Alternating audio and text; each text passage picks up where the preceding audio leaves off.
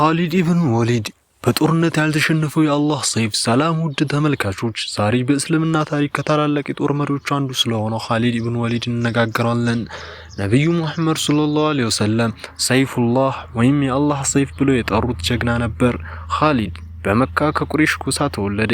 ከልጅነቱ ጀምሮ በፈረስ ግልቢያ፣ በሰይፍ አጠቃቀምና በጦር አመራር ችሎታው ታዋቂ ሆነ።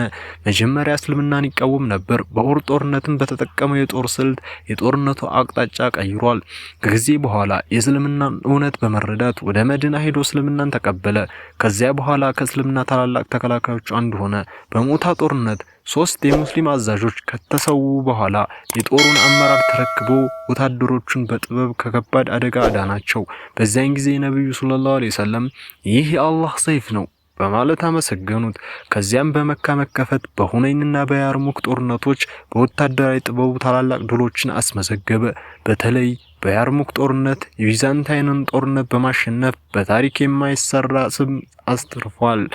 ኻሊድ በብዙ ጦርነቶች ተሳትፎ በሰይፍ በጦርና በቀስት ብዙ ቁስሎችን ተቀብሎ ነበር።